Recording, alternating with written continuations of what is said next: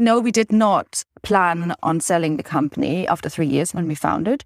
But because we came across Octopus Energy and it was a really, really good fit in terms of values, in terms of technology, so that our mission to provide green, affordable energy to as many households as possible was the natural fit to carry this on. And together with them and them acquiring us, it was actually possible to do that faster with a bigger impact. When you go into hiring your team, I always look for mindset. Of course, skills need to be there if you're talking a specific task, like if you work in tech, you need to be able to code, etc. But most importantly is the mindset. So do you buy into the vision that we have as a company? So for 400, it was transparent, affordable energy for as many people as possible. Is that something you care about? Is that something you want to contribute to?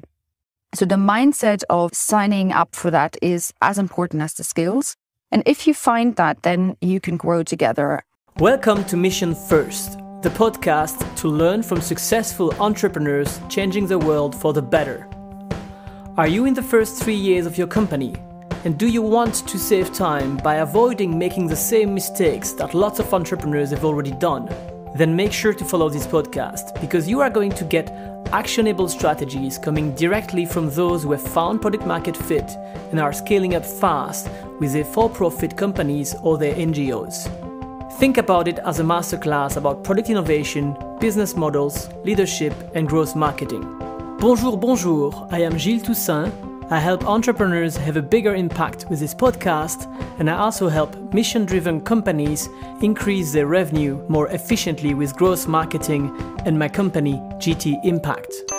Today, I welcome Ilona Ludewig to share with us how she was able to accomplish what most entrepreneurs dream to do: to create a greentech company and exit it after less than 5 years. Ilona is a serial entrepreneur, strategy director in several companies, consultant, and she founded 400 in 2016. 400 became the fairest green energy provider in Germany in 2020 and was acquired by the UK tech unicorn Octopus Energy. Ilona shared with us do's and don'ts about how to start, run, and exit an energy company. And this episode is a must-listen if you would like to learn when is the right time to sell your company or join forces with another player in your market, how to improve your team's operation by building in-house tech tools, how to ensure that your product or service maintains a culture of positive growth, the importance of mindset when hiring someone to join your team, and how valuable are skills in the overall hiring process. Ilona also shared personal experience on how she leveraged technology to provide better customer experience. Are you ready? Let's dive in together. Ilona, thank you very much for being here today. How are you? Hi, Gilles. Very pleased to be here. Thank you very much for having me. Very happy to. So you were the founder of 400. First of all, I had Ernesto Garnier here in this podcast, which was for 100, also a German energy company. Where does the name come from? Well, first of all, I just wanted also to say that I'm not the only founder of 400. We founded as a team. I say this specifically because I think is one of the important things when you set out to do something, that a good idea is implemented well when you have the right team behind it. We come back to this, but I just wanted to say this. So 400, the name came out of a few reasons. One is we wanted it to be modern, which goes with the goal of, energy in a modern way. We wanted it to be different, so not immediately associated with one specific product, so that would make people more curious. And then really kind of cheekily also in the alphanumerical listing of companies, when you look into, you're choosing an energy supplier from a list of companies, then we would come up on the top. So this was part of it. Now, the name does have another very important reason, is we set out to pay people or reward people when they use less energy. So, often when you sign up for energy, you pay in advance and you might not use all of the energy in that month or in that year. And it's good for the energy company. They keep your money and you never hear anything again about this. But we said it's not fair. If people are saving energy, we should reward them. And so we used to pay 4% of annual interest. We would reward people and pay that back as a credit into their energy account so they could use this to next year to use energy. So this is the name 400. What is the status now of 400 and when did that exit happen? So 400 changed its name to Octopus Energy Germany. So the company exists, the people, the team exists, it's running. But because it is part of Octopus Energy, the name changed in November last year. So the brand 400 does not trade anymore. It was accumulated into the Octopus family and is now trading under the Octopus Energy name.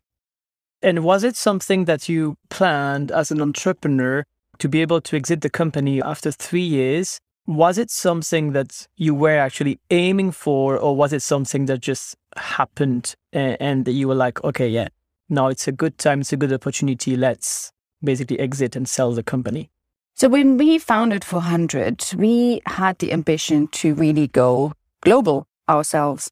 So we had a plan to say Germany is a great market to start with, is a big market, it's deregulated, people are used to switching.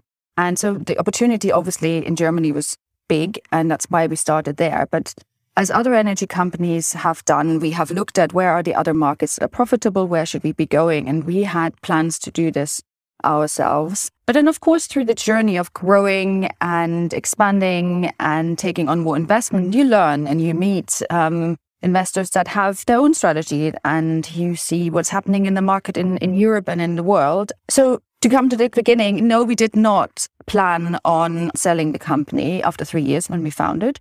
But because we came across Octopus Energy and it was a really, really good fit in terms of values, in terms of technology, so that our mission to provide green, affordable energy to as many households as possible was the natural fit to carry this on. And together with them and them acquiring us, it was actually possible to do that faster with a bigger impact. So that's why we decided to do that. And my learning here is you just simply don't know what will happen on your path as you meet investors and you reconsider your strategy.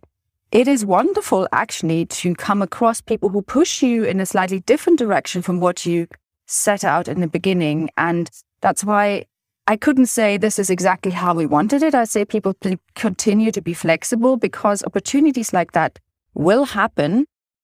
And it's great that they do. And I'm very pleased that we went this path because it's a success story that is now even bigger than it was had we done it ourselves as we originally planned to do. When you're talking about the technology, in a nutshell, what is the technology behind it? Was it a software-only solution or were you actually building the whole energy solution behind it? So our part is basically the retail layer, if you want. So energy in itself is a very, very complex thing.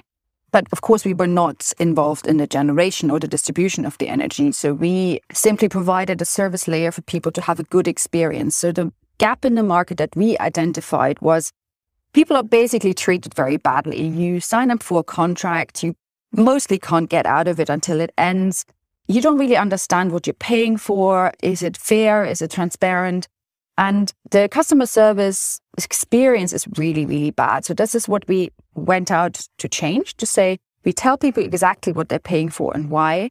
And we create a customer service that is led by our users in part and also would be always human. So how can we create this connection that people feel heard, that we actually solve their problems? And that is how we did it differently. So it's absolutely the service layer. And how we did it technology-wise is in order to be able to be transparent and affordable, we had to rely on technology that is not cumbersome, that is as agile and flexible as we wanted to be. So it was clear from the start that we would go on the microservices route. So the suppliers then we got together with, so because of course we didn't do everything ourselves. So we didn't build our own billing engine ourselves. We used other suppliers to help us measure and so on. So you had to then choose partners that are as modern as we are. And what we built ourselves though is the whole integration of it. So where does the data come from? How do we process it? How do we then mirror it for our own operations to see what's going on?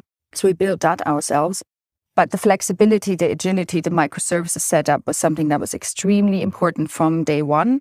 And I think that is also what was a big advantage over the current players who, well, I mean, if you started decades ago, these options were simply not available. And if you have built your engine in that space, it's very difficult to change. So we were lucky in the sense that we could start afresh and we could use all the modern technology options, cloud-based, flexible, as I said, and then you build your fabric yourself to provide the service that we wanted. And that worked really well. I'm very proud of that.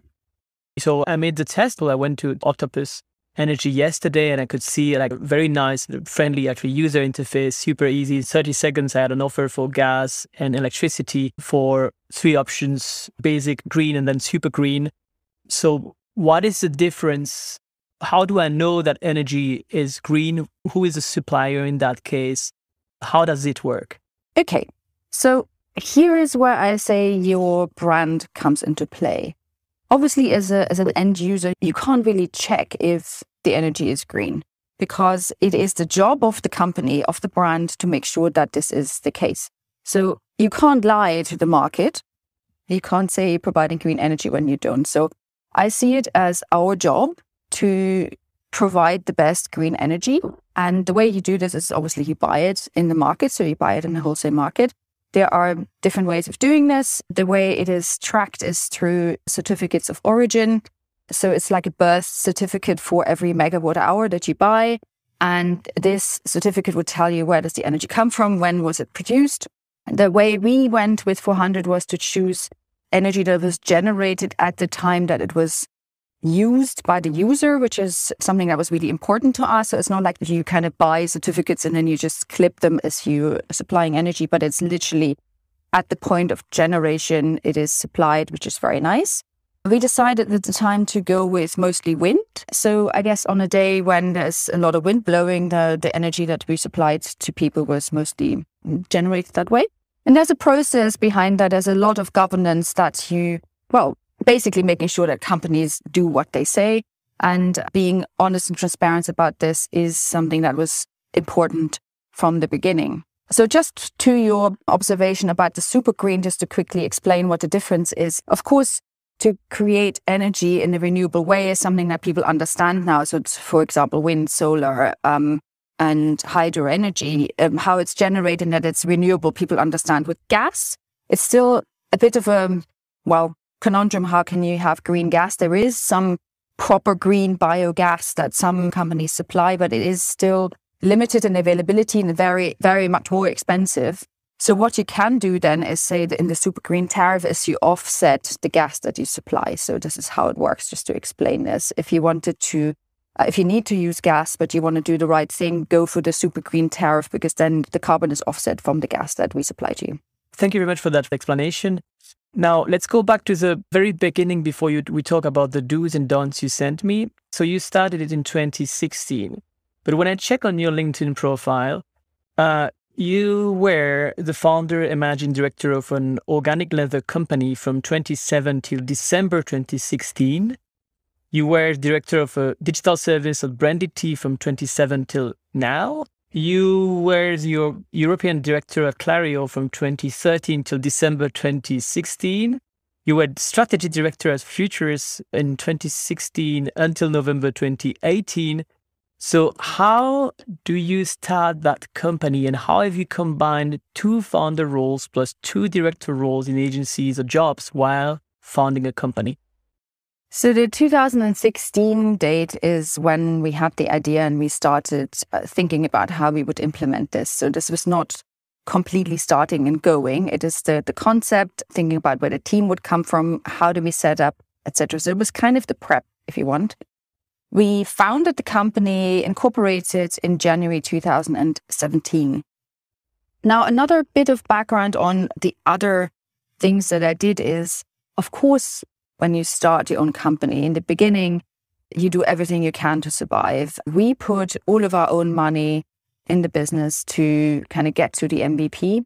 And of course, it is quite a large amount of money you need for this, and you still have to live as a family and yourself. So what I did is I supplemented our income through projects as and when I could do them.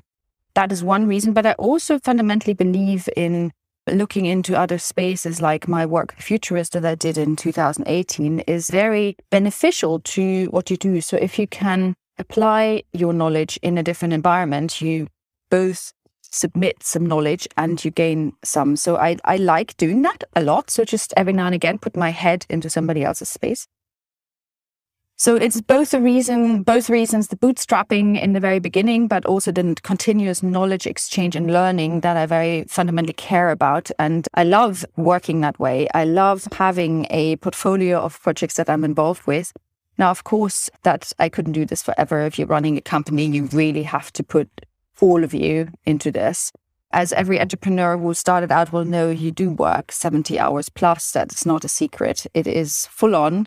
But it's also very rewarding to work that way because you're working on your thing, it's your project. You're making something happen that hasn't existed before. That's very exciting. And although it is full on, it is just one of the most rewarding experiences you can have. Okay, let's talk about the do's and don'ts you sent me. So on the topic of how to found, run, and exit an energy company. So thank you very much for these advice. Let's review them one by one. And the first one you sent was build a culture of positive growth. Can you explain me a bit more about this? When you get your founding team together, it's a very, very important step. It's choose people who share your values, but they're also not exactly the same people as you. So you need the complementary skills. You need to be able to have a constructive debate. And that is the starting kind of core of it. And then when you go into hiring your team, it's the same thing. I always look for mindset. Of course, skills need to be there. If you're talking specific task, like if you work in tech, you need to be able to code, etc. But most importantly is the mindset. So do you buy into the vision that we have as a company? So for 100, it was transparent, affordable energy for as many people as possible. Is that something you care about? Is that something you want to contribute to? So the mindset of signing up for that is as important as the skills. And if you find that, then you can grow together. And I also very much believe in giving people the space to grow. So if we agree this is the goal we're aiming for, then you can allow people to use their own structure, their own head to accomplish that. So not having to dictate, but to coach, to give people the framework and the wings to grow. That is something that I believe massively contributes to your success. It enables you to grow perpetually, to really scale. And that to me is part of a culture of positive growth. The other part of this is also that as a team of the people running a company, to be very honest with yourself, to say, this is what I'm really good at and this is what I'm not so good at. And hence I surround myself with others who complement me. And on top of that, I'd also look into my own eyes and everybody else's to say, after a few months, are we the ones who can take this forward? Where have we got our limitations? And continuing to work on that and learning and growing as a team, both as the whole company and as the management team, is what makes success for me. So that sums up the culture of positive growth. How many were you in the founding team, and what was the hardest part in building this culture of positive growth and bringing these people together during these 3 years? In the beginning, it was pretty much 3 of us. So we had the CTO, we had the CEO, we had everything else, if you want. And the next team that came on board was the tech team that was hired. And so the first task was to build the MVP. We hired our proper first employee in January 2018. And before that, we juggle and see who are the people who can help us on a very quick turnaround basis. As we were growing as a team and with our market reach, it was quite exciting to get more people on board to kind of help us in thinking differently and identifying the gaps that we had. So, for example, we got a Scrum Master on board. We also worked with a coach, with a team.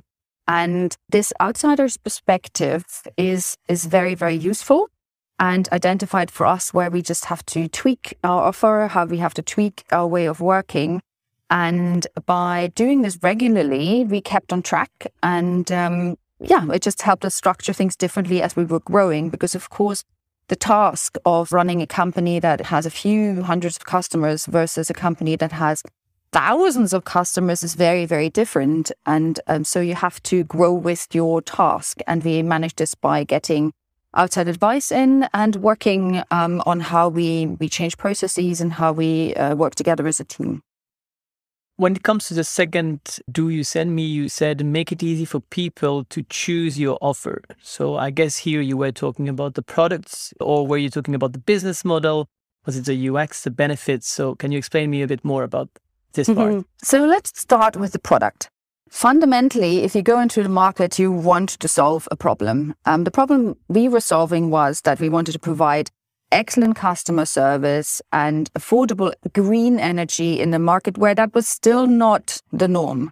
There were players who were doing this really, really well, but they were relatively, not the biggest. But if you say we create this offer that is possible for everybody to choose, then you really do make a difference. So if that is your starting point, you say you want to provide a green, affordable product to as many people as possible, that then means you have to set up for this growth. That will then influence your tech strategy, that will influence how you market yourself, that will influence your user experience. So the two things work together. And of course, if you say, this is our tech, this is our user experience, then what is your business model behind that? So one supports the other. If we're looking at it from the user's perspective, when I say make it easy for people to choose it, and I have built a product that is green, affordable, easy to choose, I can easily leave, I'm not locking you into a contract, then actually I don't care why people choose to go with us. It is just simply, is it because it's local? Is it because it's cheaper? Is it because it's green? Or because you think the name is cool? I don't mind. As many people as possible can choose this and indirectly then contribute to our vision of, this is good for all of us because it's green energy. So I like this little play to say it's my responsibility as the company that provides the service to make sure this is the best thing. But why people ultimately choose it, I don't really mind.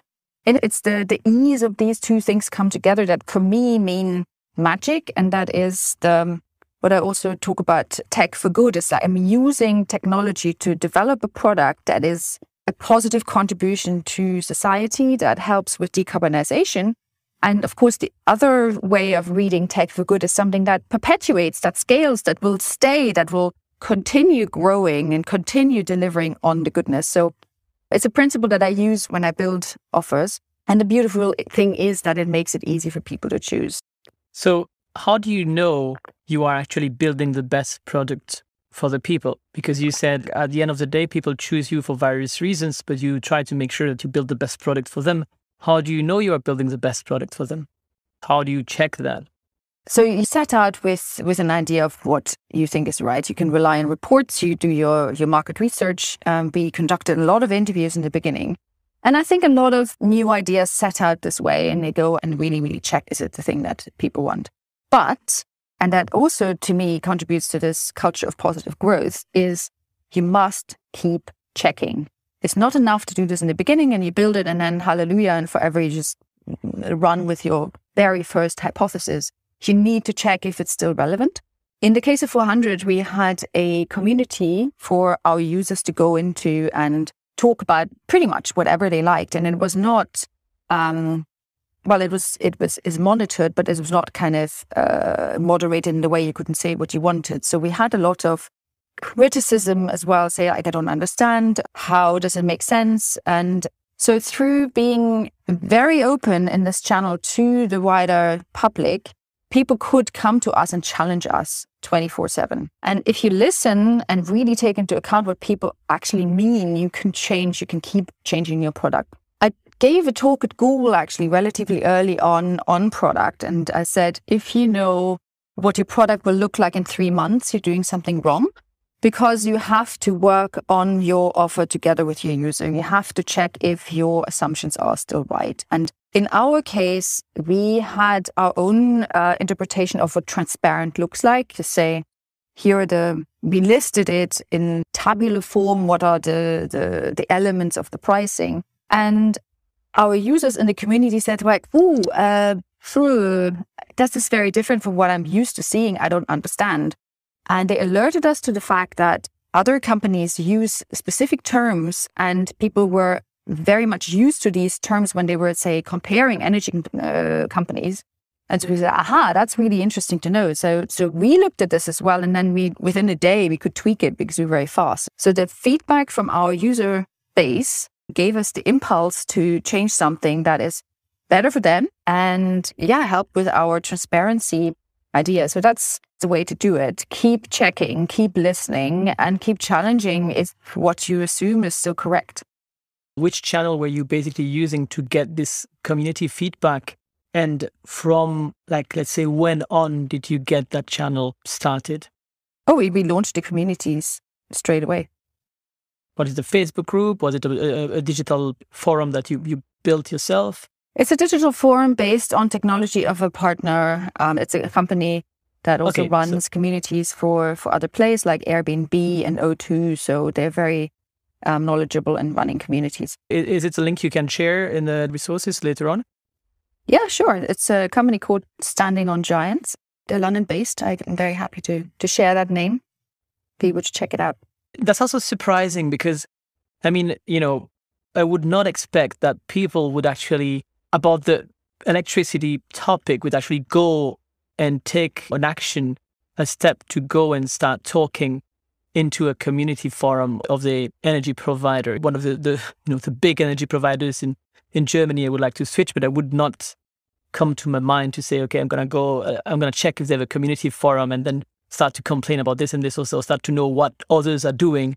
So that's actually really interesting to know that even at that level, even if you think that energy would be something that is by definition very corporate, you would have people directly engage into these community. Well, the community was there to create a conversation. So we put a lot of knowledge into this to say, where does the energy come from? How do we run our company? What are the people behind us? And also a bit like a blog, what do we care about? How do we see the general market can change? And so if you create this kind of engagement, people who are interested in this have a space where they can contribute to this conversation. Yes, it's very unusual, but we did do things differently from other companies. And this being close to our users was something that was very, very important to us. Yeah, and I think that's a very smart thing to do as an entrepreneur here. It's a part of building the brand, and it contributes to building the brand and to establish it and to make it like trustworthy in that case. The third do you sent me was use tech for good. You already mentioned it. Is there something you want to add on that topic for the entrepreneurs out there? So when you set out to build something, of course, you have a choice. There's choices of cloud platforms, there's choices of partners to work with. For me, it's using the right tech stack that you can adjust, that is as flexible as you need it to be. What I also think is quite interesting is when you build a platform then that other people can use, which is something that Octopus obviously is doing. So building a technology that is not just good for you to use, but others to jump on to kind of speed up their goodness is something that I think is very, very inspiring. So that is a big highlight of using tech for good. More specifically, say, if you wanted to create an offer that's super ultra transparent, then you need tech to do this. How do you gather your data? How do you crunch it? How do you supply it? How do you visualize it? All of that you need tech for. And I think it's a good use of tech to do this, to create this openness to transparency. Also, not to forget is how can you build tools for your own people in operations to actually do their job well? It's something maybe that is not obviously the first thing on people's agendas. When you look at tech teams, what do they build first? It's normally the user interface, the product that the user uses. But what about your own people, your own team that then serves these customers?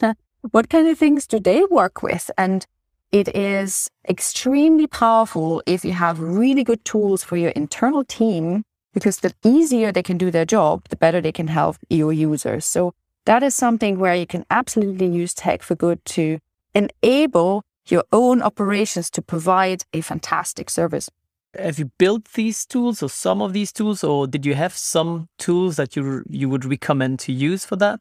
We started out with a daily call and then quickly realized that's not enough. We need a way of recording what's going on. So if a team was struggling with a challenge, how do you do that? And then it quickly became some kind of Excel sheet, and then it became a Google sheet. And at some point you get to a space where it's not possible. The complexity is just too big. But I think this will resonate with people who have gone through this journey. You start out with a very basic thing. And so we realized we needed to build a tool where you can both see the customer data and see where there are customer accounts where things are not going so well and that need help. So we built this ourselves. In the first instance, it was reviewed after a few months to iron out things that weren't working so well. We did then at this point get some external help on board, a specific team that we hired to build this specific interface. So basically we invented it for ourselves and kept improving it. So it was an in-house thing, and it very much helped to gather different data sources together so that a customer service agent, when a customer got in touch, could see, what tariff are they on, where do they live, what's the problem, and how can I solve it. So it was definitely a journey of an evolving tech to help people to do a good job. So that was like your own CRM then? Yes. Good. Let's talk now about the don't you send me. The first one you mentioned was, don't forget to check out that your business goals match your life goals. I guess that's something I know you as well. You're a mom, so I guess you probably have some advice here for mompreneurs and dadpreneurs out here. But first, let's focus on what you mean by don't forget to check that your business goals match your life goals. So if you are not 100% behind the company you're founding, so if you say, I want to scale globally, but actually internally for yourself, you say, well, in 2 years' time, I want to do something else, then that is a conflict. And I think people need to be honest with themselves, how much of themselves they want to put into their startup, how much they can give themselves. That is just time-wise, dedication-wise, just one question. But regional aspect as well, say if you live in country A, but you want to expand to different ones, is maybe this your end goal? Do you want to move somewhere else? And how does that work in running your business? It's just thinking about your own aspiration as a person is, what is the life that I want to lead and how does that fit with the company that I'm running? I'm not sure how many people ask themselves this question regularly, because of course you start out, this is my dream and this is what I want to do, but checking in regularly with yourself is like, is this still how I want to do this? Is this still what resonates with me, that makes me get up with joy to do every day? Then yeah, I think the regular checking in is really important, because if you get to a point where maybe you have some doubt, this is also a really good sign to say things have changed. And so identify what has changed and how you mitigate this, where you can get some more advice, where you have to learn new things, just not to get off track and find yourself after months to be kind of not at peace with yourself. Do you have a specific example of revelation or surprise you had yourself in that journey, and how you matched both and how you had to maybe readjust or align? I'm someone who is quite spontaneously jumping into one thing to the next. So I have moved countries a few times. So from living in East Germany originally, I then went to West Germany and I lived in France and I moved to the UK. I didn't think of like all the implications of these moves at the time when I did them. But as you have more responsibility, you say, I think I have a family, or if you're running a business, then these things are not just about you, but they are about the bigger picture. And so say if you are opening an office in a different country, what are the regulatory environments? What does that mean for you personally, maybe?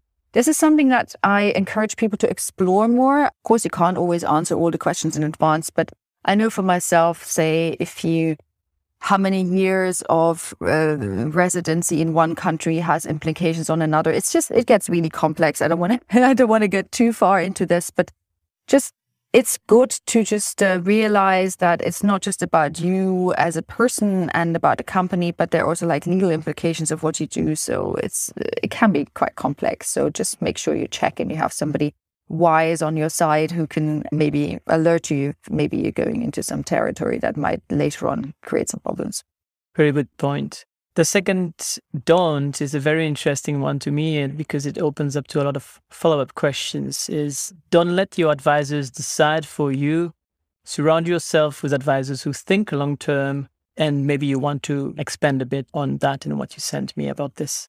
Of course, when you are setting out on founding a company and growing and fundraising, you do need legal advice. And I have seen that the culture of getting legal advice varies quite a bit between nations. If I'm just going black and white, I'd say in Germany, it's much more common that if you ask question A, you get reply A. Maybe in the UK, you get a bit more advice. I'm somebody who likes getting expert advice because if I'm in a territory that I don't know very well, and law is obviously something that I'm not a lawyer, so how am I supposed to know? So if I ask a question, that will be an indication of a concern that I have.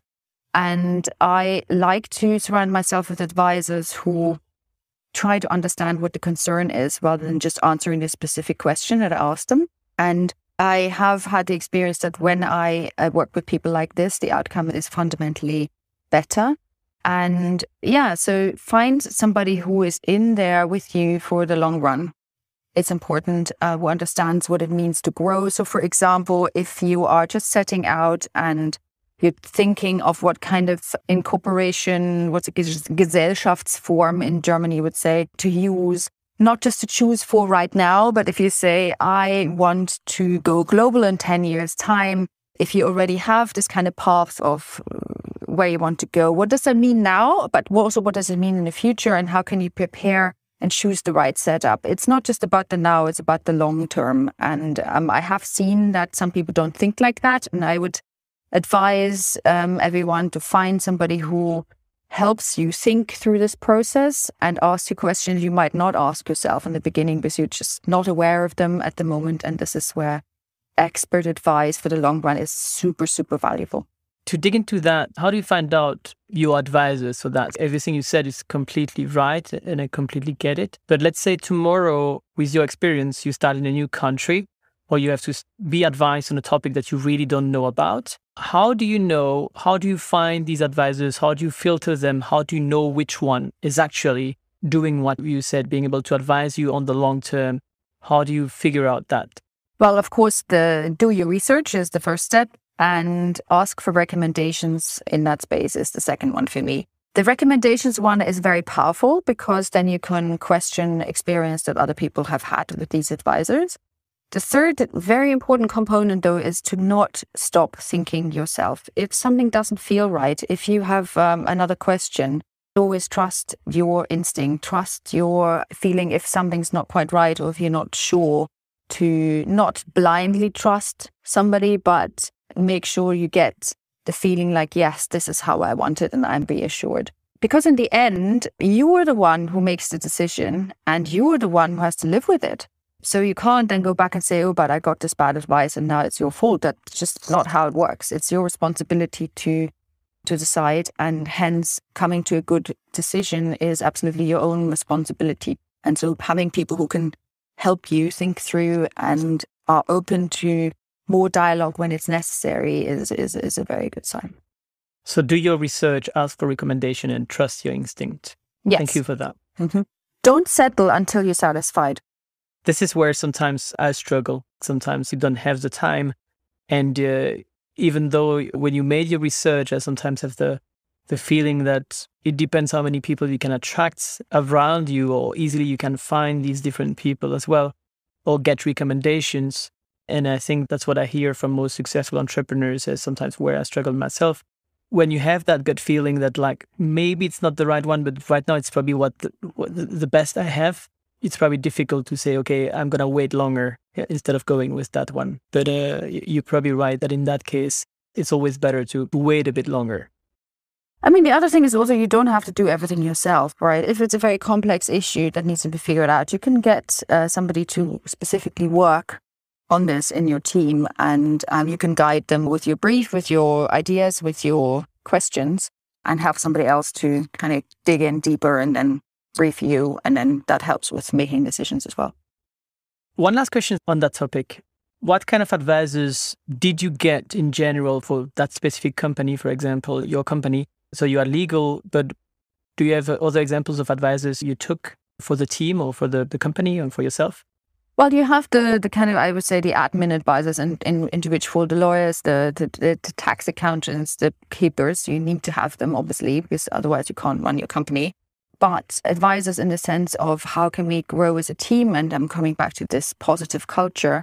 It's getting someone in who has experience in bigger teams, who helped us improve our own communication, identify training gaps. So these things are also extremely important. So we had a coach that came in, we had our Scrum Master that we hired, and that improved the way we work together, which was really, really, really helpful and contributed to our success and building this culture. We should also not forget that your investors are also your advisors. They all have their own agenda, what they want to achieve. You fit into their portfolio. They have a greater goal, what they want to achieve with being with you. So also here is really important to check is how do you fit as a company that gets this investment? How do you fit into the portfolio of your investor? What is their end goal? How can they help you? What are the contacts actually that they have that can help you do a better job? Where can you learn and how can they support you outside of just the money?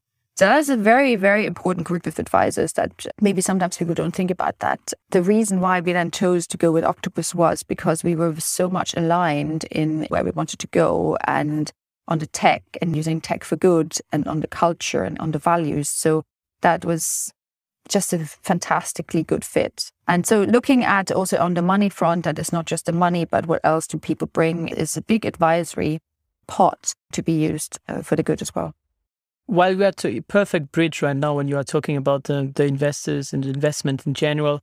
So can you tell me a bit more about how much funding you've raised during these 3 years, which kind of funding, and how it was basically used during the 3 years? So we started out with our own money. So we put everything we had into this. And the next step is for quite a lot of businesses is to go with an angel round. So we raised money from people who were in our network. And with these 2 pots, we got through our first year. It was clear at this point that the next round was coming, and we had 2 more fundraisers before we sold the company ultimately. And from our own money over angel investors, we went into the institutional space. And the final round was then kind of handing it all over to one investor. And that was in the end of 2019. When you are raising funding, how do you know how much you're supposed to raise? How long do you try to last? So you said the angel round is 1 year, but after, how do you calculate? How do you evaluate that? So when fundraising, what's really important is to be realistic about how much you need and what is a good amount for investors to want to be interested in. I have found that this kind of amount is about 500,000 where it starts being interested if you're still young, if this is kind of you starting out. At the same time, you have to be careful that you're not using this amount just in terms of vanity, because if you have just a good idea, it's very difficult to raise this amount because, of course, investors want to see that you have a solid business model, that it's realistic to raise this amount of money, because it will always be based on the valuation of your company. They will ask you, what is this based on? What kind of revenues are you looking at? So you could say generally in the energy sector is you probably going with like 1,000 euros of turnover per household that you serve. So in energy, it's a volumes game. So the more households you supply, obviously, the more turnover you will have. At the same time, it's a relatively low margin game. So you might have a lot of volume that is going through your systems, but you're not ultimately this is not for winning on 50% margins. This is not the case. If you can show to an investor you have a regular monthly revenue that will grow as you have more users on your system, that is obviously a very attractive proposition because you can see how it scales. The model is relatively simple in terms of revenue, also going into foreign markets. So I think it's a really, really good space that is attractive. So when you're fundraising, you need to see what is the realistic story you can show, not the story, the realistic picture you can show. Where does the growth come from? Where do your costs go? What do you spend your money on? And when does your investor get their money back? It's obviously super, super important. So as I said in the beginning, 500,000 is probably when people start getting interested. At the moment, because there's there's quite a lot of excitement in the market and there's lots of money around. It's also a bit of a vanity game. How much have you raised? I would be a bit careful. I have seen companies who have raised a lot of money and then you can see the drop in satisfaction at the customer service level. Because I think we need to stay lean and keen as well. It is not because you've raised so many millions that now you've made it. You have convinced investors that your company is worth something, but the humility that comes from you as a person and setting out to do something positive needs to remain. So if, say, you use your funds that you've raised to go on a vanity campaign of getting yourself a super fancy office in a fantastic location and have lots of parties, then I don't know if that is the right way of using your money. I would want to see how you actually make a positive contribution to your own vision that you set out to serve. So say if you want to deliver green, affordable energy to lots and lots of people, if you're raising money, how do you use this in order to make this happen? So are you improving your technology? Are you hiring the right kind of people? Are you changing the way you run your business in order to still go for this? So that is really important to me. And that's what I would like to say about raising funding is continue to be realistic and use the funds to fulfill your vision. Don't become complacent and don't do the vanity game. I think it is not good for you. It's not good for your users ultimately. So stay humble and stay keen. I love that part because this podcast is called Mission First. And this is at the end what you're saying is keep your mission first. And the funding should support that mission. Something you mentioned as well previously when we talked about the advisors, you talked about being able to identify training gaps. And the last advice you sent was don't forget to learn and grow yourself. So in the beginning, when you started out, I was thrown into the cold water really with some topics I had never personally been in the detail of. For example, the whole legal framework of getting ready to be supplied through the pipes and the lines of the energy sector. So that needed a lot of attention, and I had to quickly learn how to deal with this complexity before I then was able to hire somebody to take this over to be in the proper hands. So I learned a lot about contracts. I learned a lot about how to not tweak, but make sure that you have the right kind of systems in place in order to facilitate a process. And I didn't know that before we started. So I am quite proud. This is a moment I still remember vividly. I'm really, really proud of the fact that once I handed over topics to other people, we got to the point where one day we were all in the same office, we were sitting together, and somebody asked a question that I didn't have the answer to. And I was really, really, really happy because not all the knowledge was centered in me. I had a team of people who could answer that question, which is great. Because I think there's a danger here to say, I want to kind of, control and know everything. That is not sustainable. You start out with an idea, and then your job as the founder is to kind of surround yourself with the right people who then can take specific topics forward and help them to do that. And to keep hold of the vision and kind of inspire everybody, this is where we want to go, and this is how you get people behind it. But also to learn that it's not just you who can know everything. So that was a fantastic feeling. I really enjoyed that. I talked about how I give people a framework and how I give them wings to grow, and learning the tools on how you do this.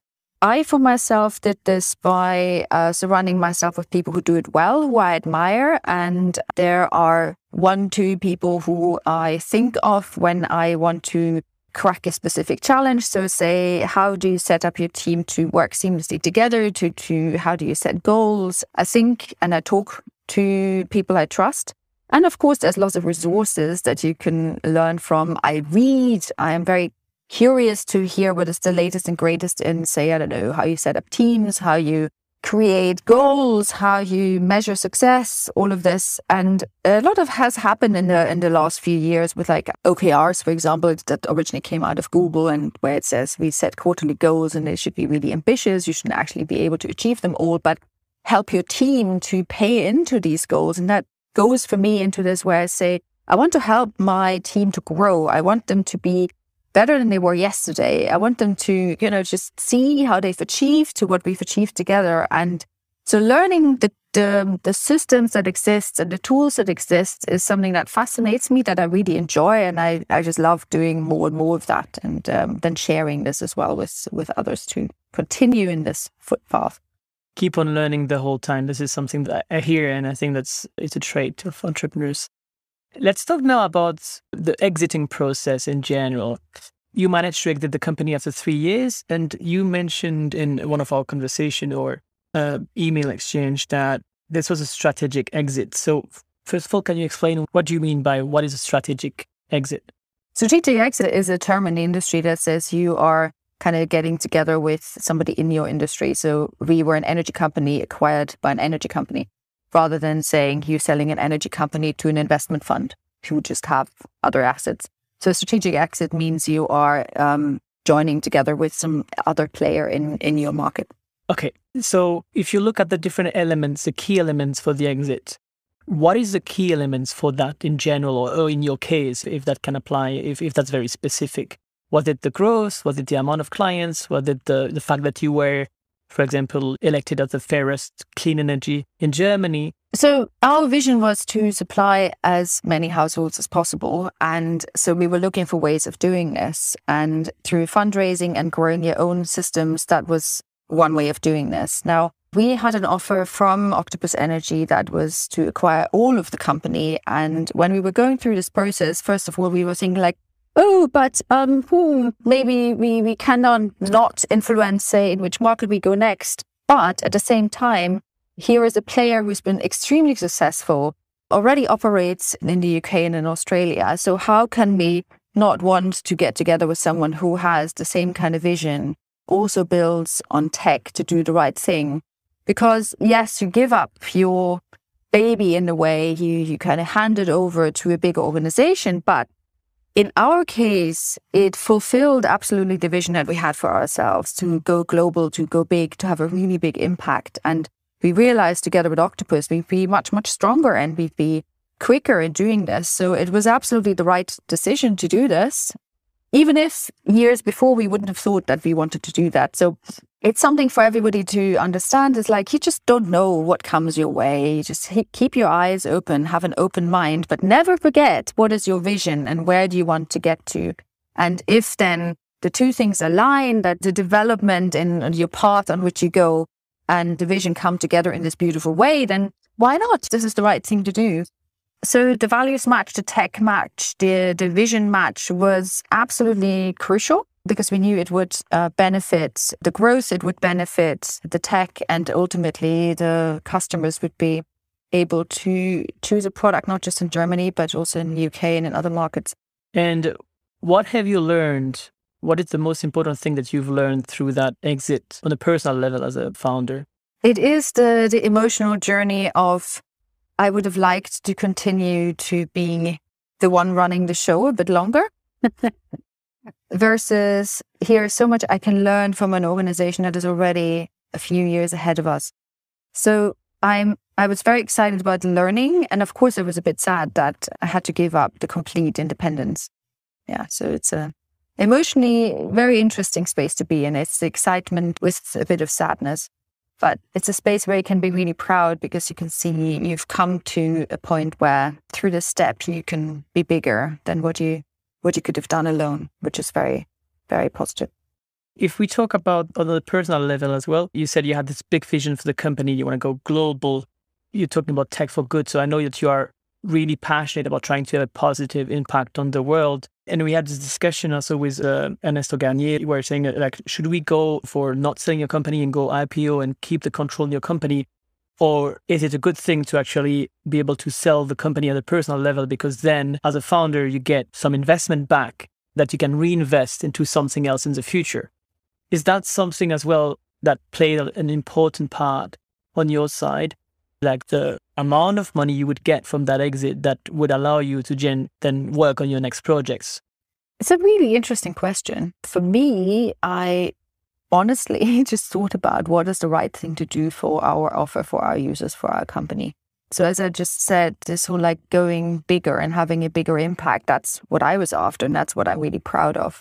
The actual numbers, what it means to me personally, is probably something that goes into the space what I described earlier about how does your life goal align with your business goals. Then when it just comes back to you on a personal level, it's actually a really, really good point, and probably something that reflecting on earlier in this journey is not wrong. But fundamentally for me, I was so proud that we were going this step, that the absolute personal financial implications is not something that I was thinking about.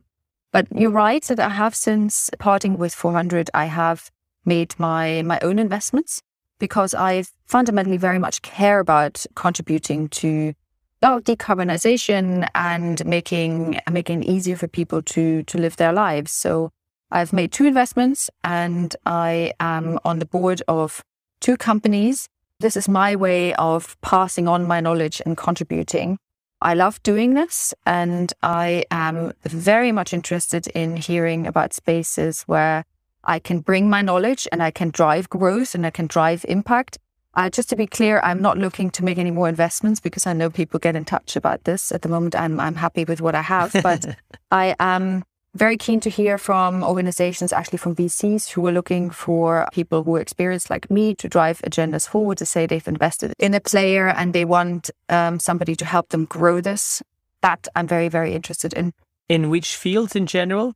So the obvious one is energy. So let's just say if there's an energy company that wants to go in a different space, I've done this, so I can do it again. I am personally very interested in finance because there's quite a bit of focus on ethical finance now. And I know there's a lot of criticism as well. It's like, how green can we be in finance? But it's a very nice topic to explore. People are, so just like even me, we're interested in not just investing money because you get some returns, but for myself, I want to know, where does my money go? And say, some banks invest in digging out coal from the ground. That's something I want to know, and I don't want to bank with these people. So being a bit more transparent in that field and signaling to people, where is there a space where I can, by moving my money, can I also influence how the future looks like? I really like that. So that's a space also I explore.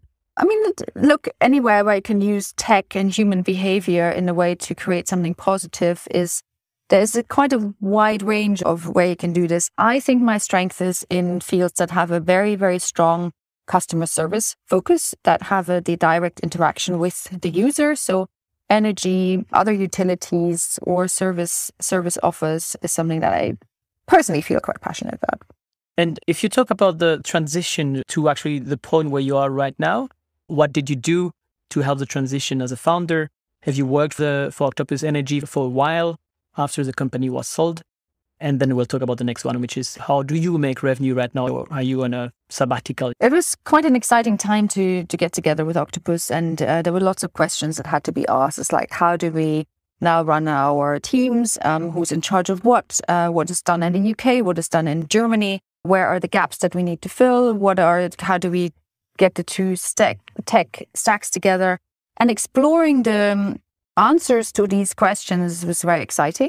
There was lots to do. And so this was my task in that time, to identify learnings that we could share. So where is something that we've done in Germany really well that would be beneficial to the bigger organization? And of course, the experience from Octopus themselves. How could we implement some of their processes into Germany? So it was a definite knowledge exchange and saying, where is the best solution basically, and which one do we go forward with? That's a very exciting process. I very much enjoyed. And then we came to this kind of natural end also, where I think the handover was done, the team's running, and I decided for myself that it's also time to kind of step away. And I took a bit of a break, which was fantastic.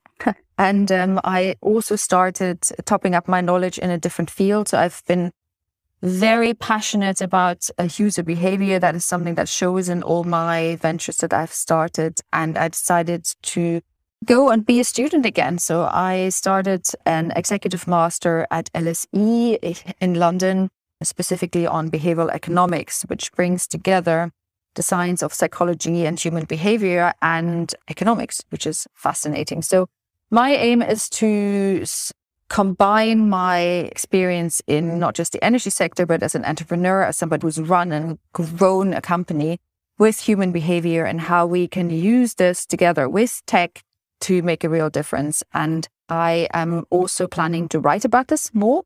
I have been commissioned contract into writing a book about it, which is something that I am planning to do.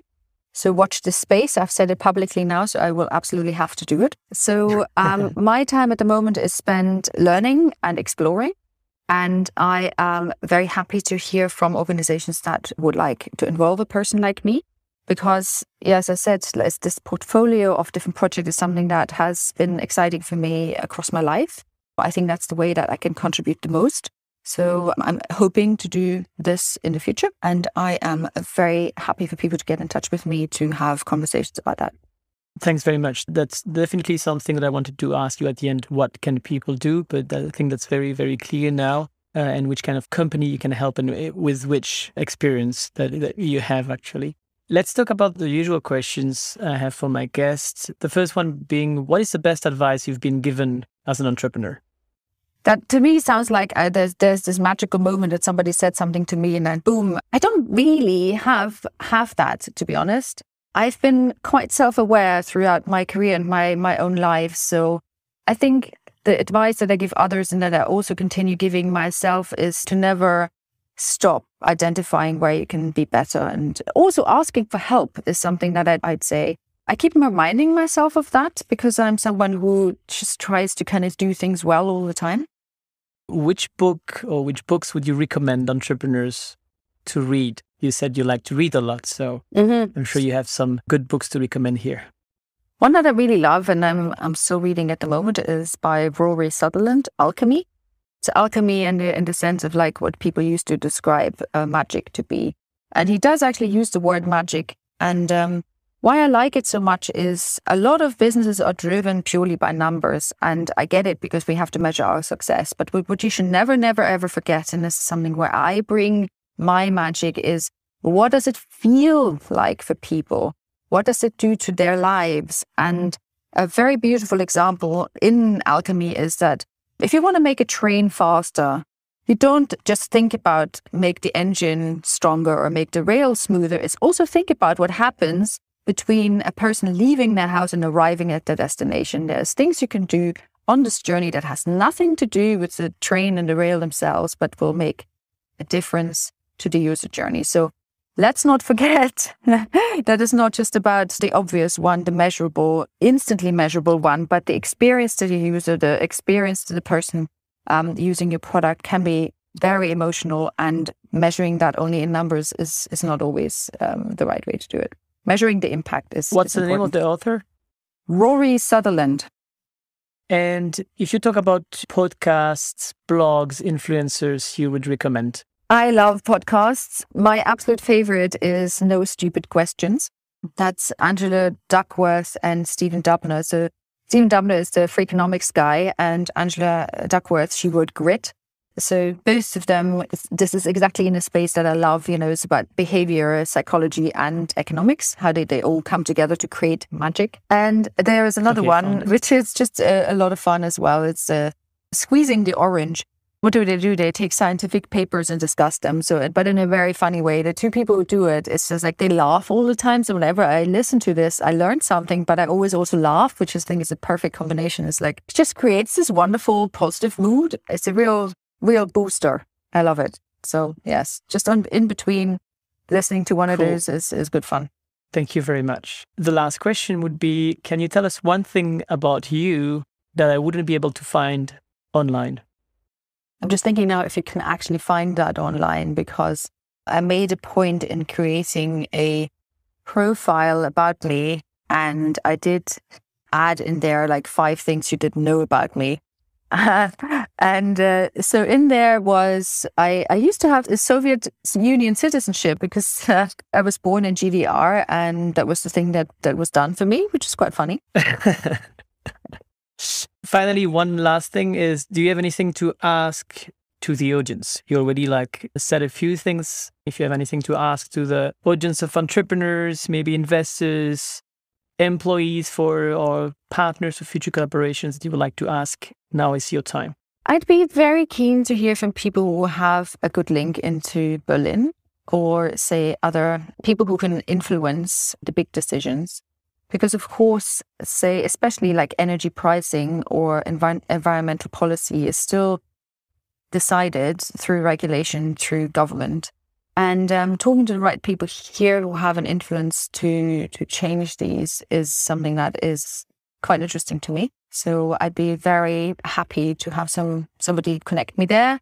And if there's someone courageous to get a person like me on their board, to add the magic, to consider user experience more, to I guess you can make everything measurable, but who is interested in considering what the experience makes people feel and how we can positively influence that to kind of contribute to the greater good, I'd be also very, very interested in this conversation.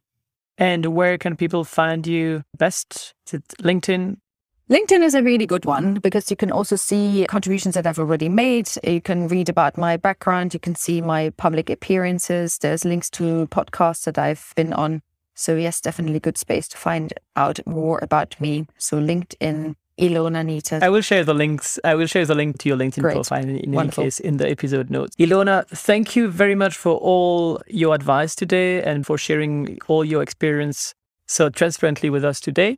I wish you all the best in your journey and in all the next exciting projects that you're going to start and to work on. And have a great weekend. Thank you very much, Gilles, and good work. I really like that you kind of identify people who have things to share, who are inspiring, who have shared their experience, because that is how we all kind of learn from each other and contribute, which is really good. Thank you. Thank you, Ilona. Ciao, ciao. If you like this episode, you can share it with your friends because sharing is caring, and you can give it a 5-star on Apple Podcast because this really helps to make it more visible to other entrepreneurs working on a better future like you. If you are busy and might not have the time to listen to all episodes of this podcast, just a little tip. Sign up for my newsletter on gtimpact.com. You will receive the summary of advice from each episode, and you will get personal recommendations on which episode you should focus on depending on your current challenges, your industry, and your startup stage. Thank you very much, and see you next week for the next episode. Have a nice day.